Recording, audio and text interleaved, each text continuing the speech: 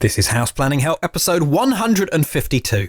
Hello, I'm Ben Adam Smith, and this is the podcast for you if you're interested in self-build, because I'm exploring what houses we should be building in the 21st century and trying to break down the major roadblocks that may get in our way.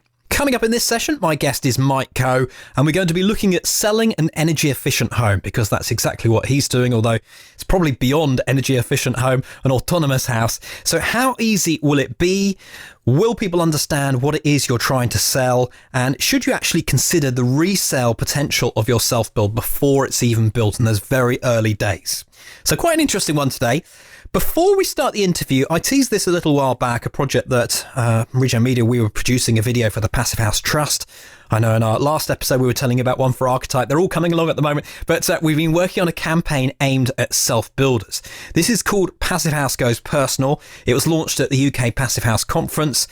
And the idea being that it's just trying to put forward the benefits and to try and lead you on a clear path. If you're a self-builder and you haven't quite made your mind up yet, this is what you need. It'll get you hooked into all the right information and just allow you to assess. Because if you don't do this, well, it could be a huge missed opportunity, and we certainly don't want that.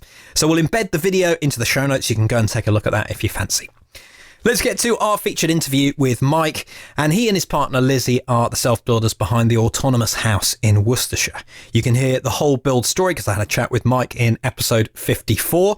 Today, though, we're going to find out what they've learned about trying to sell their very bespoke home. So to get some context, I started by asking Mike to give an introduction to the house and explain why it's so special. Well, we built the autonomous house, my partner Lizzie and I, and the intention was that we would live here for the foreseeable future.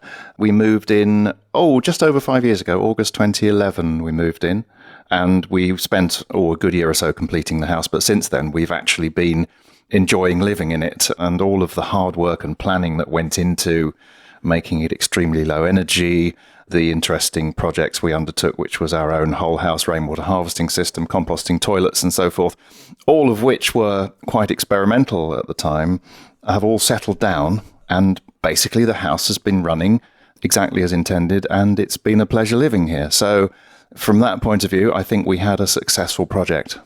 What changed then for you to get ready and start to tackle another project? We won't lead into that just yet, but what was the motivation? Well, yes. I mean, we used to, when we were building this house, we used to read articles in self-build magazines and occasionally watch Grand Designs, and they'd say, now that the project is finished, these people are moving on. And we used to say, they must be mad. What do they think they're playing at? And now all of a sudden, we find that we, having done what we thought was a once-in-a-lifetime project, are planning to move on. And I didn't believe that this would happen, but it is. There are a number of reasons for it. There's always a number of reasons for these things. One of them has been the amount of time I've devoted to studying climate change and the belief that I think that things might get very hot in the south of England in the next few years. I don't know, but I think it's a possibility. But also, I shall be 60 in January, so I'm not far off being 60 years old. And I've got a slight sense of excitement from the possibility that I think at this age I can take on one more big exciting project. And so that's what we've decided to do. We've decided to take on a big exciting project, and we're moving to the Isle of Skye, and the idea is that we're going to build again. So it's with great reluctance that we will be leaving this house behind, because we didn't intend to, and there isn't anything about it that we don't like.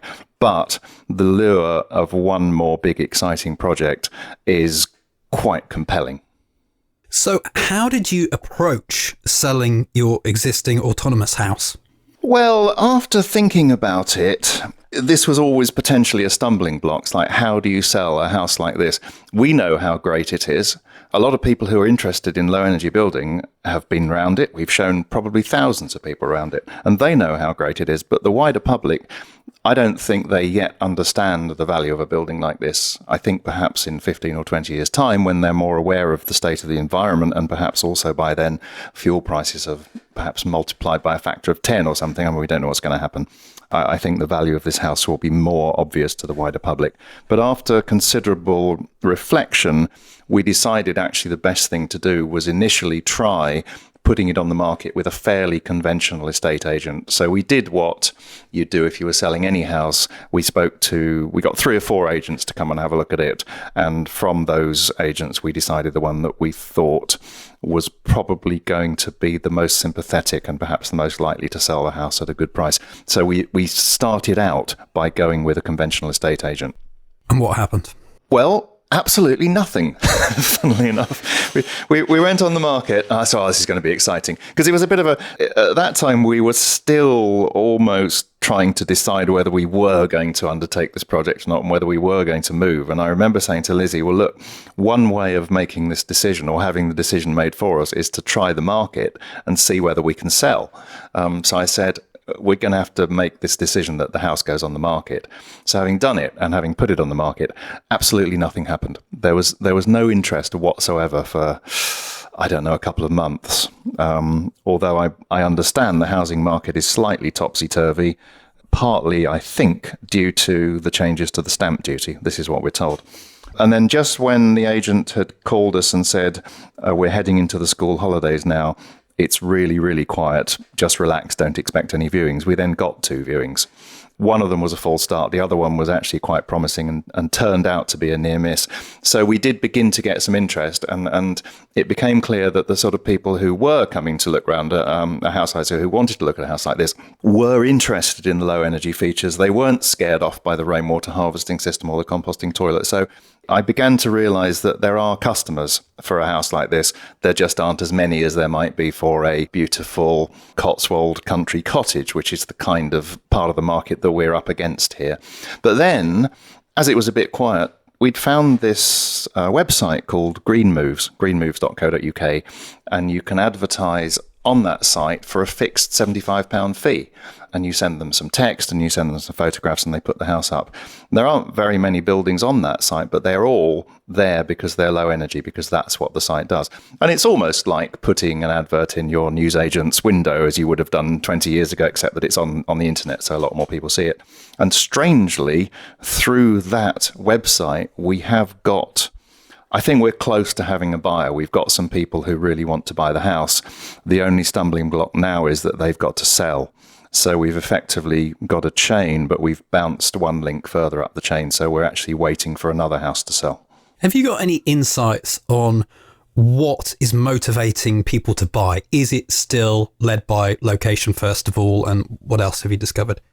I think it's almost always going to be location, isn't it? Because people will usually have a reason to go to a particular place. I mean, I suppose occasionally you get people who are retiring or retired, don't have very many family connections or whatever in an area, no longer have a work connection and might say, well, we can just go anywhere. We can go somewhere that we think's beautiful or whatever. But in most cases, I mean, I think pretty much all of the people, there's been a fair few people who have looked around now. We've now had about 3 near misses, but we've got this one couple who do want to buy. But yeah, they've all either been in this area and just interested in the house, or have previously lived in the area, or they want to move to this area because they're downsizing and retiring and they want to move somewhere more rural. So location seems to be the primary driving force. Then, of course, in the case of a very specialised building like this one, it's like, well, several of the people who've been to look have been specifically looking for a low energy building. Sometimes the motivation was simply to save money on heating. Sometimes they also had perhaps an environmental conscience, saying we'd actually like to live in such a way that we are kind of a little kinder on the environment. 1 or 2 people, I think, came because they liked the view and the location and were then horrified by the whole idea of having to kind of move your human waste into the garden every 2 months when you clear out the composting toilet system. In fact, one couple were going to come and then they cancelled. They didn't even come and view it because they hadn't previously read the brochure properly. And then when they did read it, they said, oh, no, we don't. We really wouldn't want to live somewhere like that. Thanks very much. So it's been quite a mix. Location always seems to be the that's the prime factor. I mean, it is the most important thing, isn't it? It's where you live. And to you, would it matter what the buyer did with the house? It's a very difficult thing, this. I mean, before we built this house, I lived in London for 23, 24 years, and I lived in an Edwardian house, which I put a huge amount of effort into.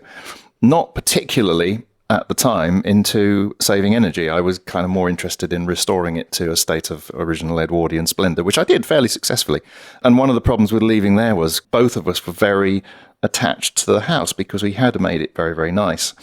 When it came to it, as a friend of mine had said this to me, he said, you won't actually find it that difficult. When you leave, you'll be a bit sad and you'll have a lot of happy memories about it.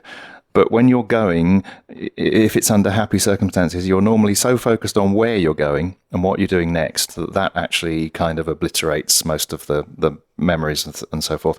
So we left it behind. And he was right. It was quite sad when we left, and it was a beautiful day, and the sun was streaming through the stained glass windows, and yeah, it was fantastic. And I think the same thing is probably going to apply here. We will be very, very sorry to leave, but we are moving on to something which I hope will be really exciting. We're also moving to a completely different part of the country, which is going to be very interesting. And I think that we will just go and we will leave it behind. And I mean, realistically, we all leave our homes or houses eventually. It's quite nice to be doing it under happy circumstances rather than because I'm being carted off to hospital or something like that. So, yeah, I think it'll be difficult. I think the people who, at the moment, seem to be the most likely buyers like the house as it is. I think they'll probably they'll make some modifications and things. But I think it's unlikely. This is a much more difficult house to modify than any other house. So I don't think they're actually likely to kind of destroy the basic ethos that surrounds it. The design fundamentals of low energy independence from external services, minimal environmental damage. I think that they're most likely to maintain that because the house is so obviously built like that. You can't pretend it's an ordinary house. You can't just sort of move into it and treat it like a Cotswold cottage because it doesn't work that way. I guess that's one of the advantages of going through a dedicated website is you're far more likely to find someone who will actually use the house as you used it. I think that's possible. I mean, I would imagine that anybody who came from Green Moves, there may be other websites, I don't know. I mean, that seems to be the main one, that they're going to be looking at that site because that's their primary area of interest. And interestingly, the people who did come to us through that site, who are the possible buyers, hadn't actually looked at Rightmove or any of the mainstream estate agents' websites or online search engines or anything. They had only registered with Green Moves, and they came to us and said, we've seen your house just appear. We're interested to come and have a look around. So that was an interesting point. What's incredibly irritating is that once you sign up for a sales period with a regular estate agent, you're in a contract with them and you are obliged to pay them their commission if your house sells. Now, it won't make any difference if the people who came to us through Green Moves, through our 75 quid advert, if they end up buying it, we still have to pay I think it's 1.5% or 2% commission to the mainstream estate agent, even though they didn't actually sell it. There's something that we can take away for that. That's a really interesting thing to know. I'm also sad to hear you've told me before how you're probably going to lose a little bit of money on this. So yes, is this because when you constructed the house in the first place, it was your forever home? Yes, I think that's the main reason. We didn't really think very much about the possibility of selling it on, because we assumed our plans were that we would stay here for the foreseeable future. So it might have been 20 years. I mean, who knows? But we didn't build it with an eye on sales. And had we been thinking that we would sell it on in 5 or 6 years' time, I would not have built the house the way that I did. So we built it, not exactly no compromise, because we did compromise on cost. We did kind of rein in costs, particularly towards the end of the project when I said this is costing too much. But yes, we hadn't been thinking of selling, but also I perhaps hadn't realised quite how the nature of the economy was changing. And really, I mean, the situation I think is different in London, but in this area, Mid Worcestershire, there hasn't really been any significant increase in house prices in since the recession 2007, 2008. So it doesn't seem as though owning a house is actually necessarily that good an investment anymore. When I was younger, it was pretty much a guaranteed ever-growing investment. So I had also been thinking, well, if we stay here for a few years, okay, we spent a bit over what we could sell the house for, but I thought we'll stay here for a few years, 10 years, maybe more. The house prices will catch up, so we won't be out of pocket. But as it is, unfortunately, we are going to lose money on this house. There's no getting around it. The only way not to lose money on it would be to stay in it. Would you have used the land equation? Do you know the land cost plus build cost plus the profit of 20 to 30% is less than the value? Would you have done that at the time of building the autonomous house? I didn't do it. And if I had have done it, I think I probably would have come out with a figure that predicted that we wouldn't get back the money that we spent on it. We could possibly have built a larger house, so we would have had a possible larger resale value, but we built what we wanted, and it's quite a good-sized house. I think we might have been able to squeeze a slightly larger house into the area of the site that had permitted development, but we didn't. So, as I say, I would be approaching this now in a completely different way, and in that we are expecting to build another house when we move to the Isle of Skye. I'm taking a slightly different approach. We still want to build very low energy. We still want the capability to exist off-grid. We want it to be comfortable in the winter, even when it's freezing cold outside. But I'm keeping a little bit more of an eye on resale factors, even though, again, the house that we're moving on to, we see as being for the foreseeable future. I'm just thinking, well, life's full of surprises. Maybe we might be selling that in 5 years' time. So in some senses, it's going to be a little more conventional, and I'm not going to do things like have a whole house basement in order to store rainwater, because it's a very expensive thing to build. So I'm keeping a little bit more of an eye on those kind of costs, and I'm compromising a little, I suppose, but not very much. I'm compromising a little with an eye on possible future sale. Coming into this, I obviously want to build my own house, and I must admit, as I think about that situation and know what you've gone through, it does change almost what you want to do, because there's that on one side that you've been dreaming for a long time. I want this. And then there's just that voice, as you mentioned, at the back of your mind that's thinking, well, if I go down that route and go all eco, I get myself in trouble. So do you think that deters you in terms of any build methods or anything like that, or building straw? Or is it a case of just finding that one person who will take the house after you? Well, I suppose when you sell a house, you only ever need one successful purchaser, don't you? So it doesn't matter if you've turned away 2, 10 or 100 other possible purchasers. As long as you get a purchaser who buys your house at a good price, it sort of doesn't matter how many others there were. There will certainly be, for a building like this, which is specialised, there will be less potential buyers. Some people have no interest whatsoever in the low energy credentials and just like the views. You know, that's a fact of life. However, I think the situation is changing in that there obviously are more environmentally aware buyers.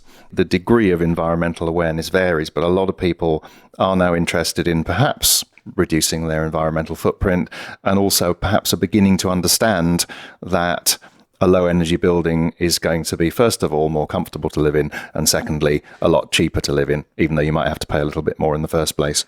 Also, notably, a number of our possible purchasers, or a number of our people who came to view, had at least heard of Passive House.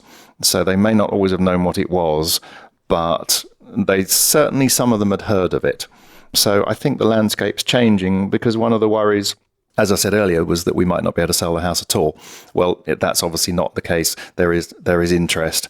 I remember just a few years ago reading in possibly one of the building magazines, I don't remember the details, but I think it was a house in the Lake District, which had been built to a very high environmental standard, triple glazed windows, super insulation, all of the kind of things you expect. And it was on the market, and they simply couldn't sell it.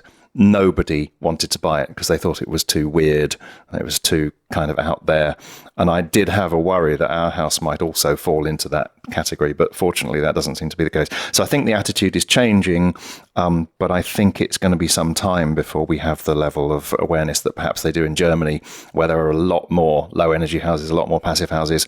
People understand them, they're not afraid of them. They don't come and ask, nervously, can we open the windows or not? I mean, even simple basic things like that seem to be a worry for people. So they read the house is airtight and they say, well, can't you suffocate? I think that people's understanding is increasing and improving, but I think we've still got a long way to go. When I've chatted with Kay a couple of times about what house we might like, she said, well, shouldn't we put in radiators? Because when it comes to sell, people will be worried that they don't have a heating source. And I just thought that was really interesting because Kay does know about passive house and understands that.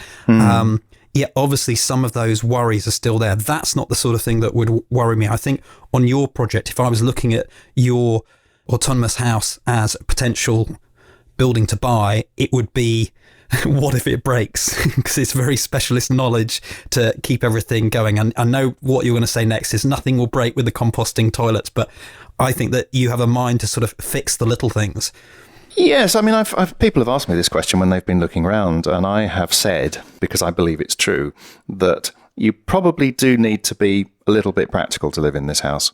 If you're somebody who has to call an electrician when a fuse has blown, this house is probably not for you.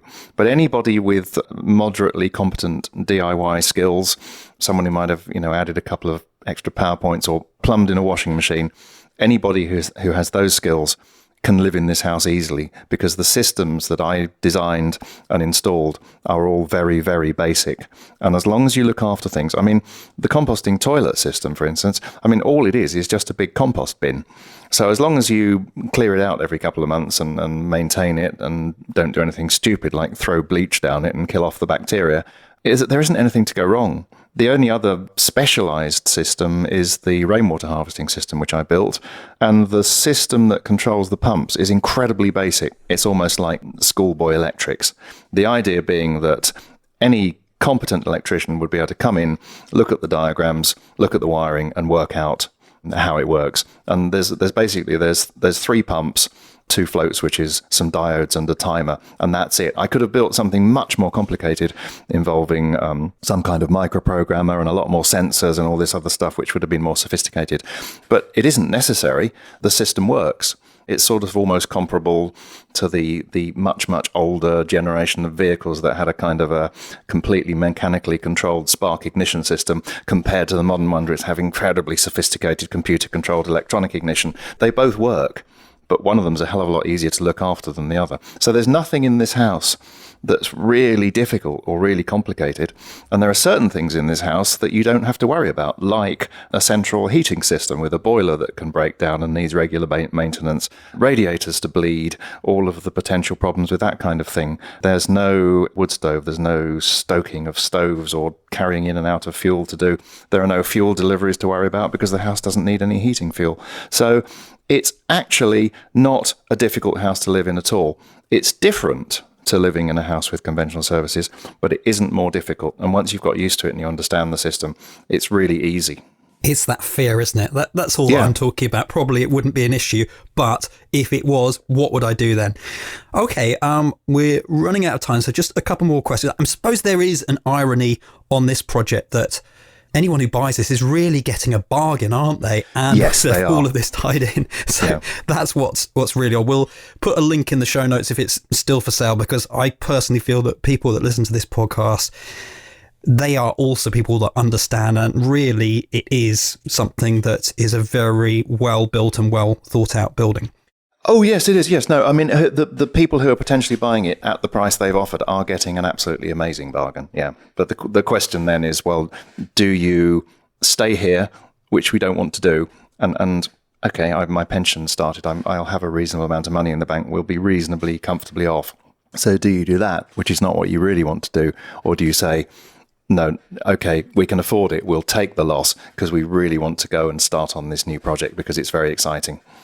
Let's just conclude then with where you are now on this new project, why it caught your eye, where you wanted to go, and how things are shaping up a second time round. Yes. Well, obviously, I'm still in a partial state of shock at the idea of doing another self-build because at the end of this one, I said, absolutely never again. I am never, ever doing that again. And now I am. But then we all tell lies, don't we? I'm no better than anybody else. The way things moved was sort of relatively rapidly because it was only about a year ago that the idea of moving to the north of Scotland happened, and we made our first exploratory trip and went and spent a week in Inverness and had a look around there because the specification was no further south than Inverness, so let's start there. After that, we decided to put the house on the market, and after that, we had a viewing that turned out to be a very, very near miss. But at the time, we thought that this couple who'd been round twice were going to make an offer. They seemed really serious and very interested, and I said to Lizzie, I think we'd better go back to Scotland and see if we can find somewhere to buy where we can live temporarily while we look for a building site and so forth. Because I said, if these people make an offer, we'll be homeless unless we find somewhere to move to.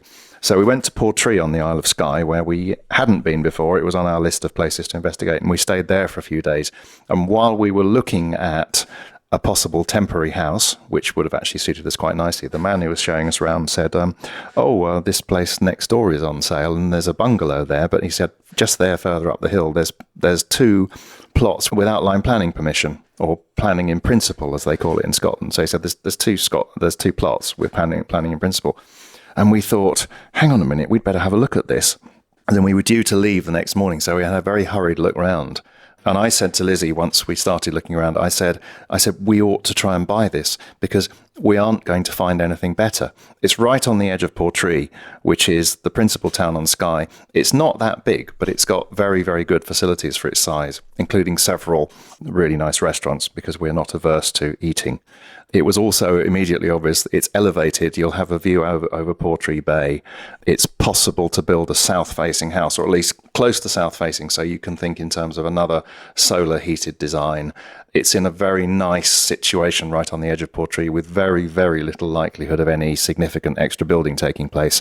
And it also has a stream or a burn that runs down the site and runs constantly 24 hours a day, every day of the year, which I immediately thought, well, there's a source of water. And there is possibility of running a micro hydro system, which I've always wanted. It may not be justifiable in economic terms, but it's just I've always wanted one. So we sort of thought, well, some of the other sites we'd looked at, Skye, the Highlands of Scotland, some of them were very beautiful and you could have had an amazing house with fantastic views, but they were quite remote, which is fine at certain times of the year, but maybe in the depths of winter and it's like it's a 10-mile drive to go and get a pint of milk and the roads are all iced up. I think life could be quite difficult. The great thing with this site was its proximity to the town of Portree and yet still being effectively on the edging countryside. And there were so many things about it that were right. That was what prompted me to say, we will never find another site as good as this. We need to try and get it. And with a great deal of financial manoeuvring and essentially cashing in most of my life savings, we've managed to buy it.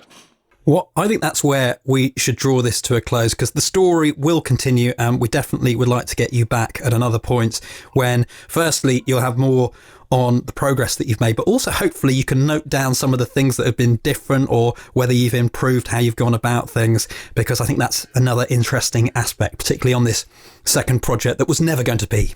No, exactly. No, it's a real surprise or shock project, really. But it does seem as if it is going to happen now, yes. Mike, thank you very much. Okay, no problem. Head online to take a look at the show notes that accompany this session, houseplanninghelp.com/152. We'll link you across to the first podcast that we did with Mike, where he talks through the build story behind the autonomous house. Plus, there's a great video tour as well that will give you the visual side and allow you just to see some of the stuff that he talks about, because you're not going to get it from the audio. He'll paint the picture, but you might as well go on the video tour too. Then, if you're looking for even more, they wrote a whole blog on this build and it's very good. I've referred people there before and I remember one lady coming back and saying that she'd basically written off Sunday morning looking through that blog. And you can check out their current plot. Where are they moving to? Up north to those beautiful islands in Scotland. I can understand why. So review the main points from today's discussion, also links to Mike and Lizzie on Twitter. I bet they'll be happy to engage in any chat or anything that comes off the back of this episode. All of that will wrap into houseplanninghelp.com/152. Let's just finish on a hub update, and there's a second video from Buckinghamshire Passive House that's now in there and ready to be watched. That's all about how the house is going to be built, including some details on the PH15 system and some designs, plus how they're positioning it, because they're starting work on site, as you can see. So how do they get it in the right place? And that's where I tail a topographical surveyor, I think that's what you call it, something along those lines. There's also the second progress call. This is where hub members get together and we can discuss some of the challenges or maybe even just wins that are going on at the moment. And then if you're unable to make it to the call, you can always have a listen, which is why we archive those. There's a module on reclaiming VAT to make sure you don't lose out on that 20%. Very, very important. And I know that I was looking at a statistic I found somewhere that there are a lot of people that do actually miss out on it entirely. So that's a big thing to miss out on entirely. And we have our private Facebook group, which is where you can interact with other self-builders, all at different stages of their journey. Perhaps you can give them advice, perhaps you can ask them questions. It's just a good way to interact and feel that you're not alone on this journey. So all of this, very reasonable price. In fact, way too reasonable as I look at it. I divided it out per month. It's little over £8 a month. And I believe that the value that you'll get from that is way more. So it is a lock-in price too, that as long as you stay a member, you will pay this price. But approaching is the next price increase. So getting quick. It's 4 weeks until we increase the price. houseplanninghelp.com/join. If you don't know what this is all about, you can find out all the details you will need there. That's it. Thank you once again. The House Planning Help podcast is produced by Regen Media, content that matters.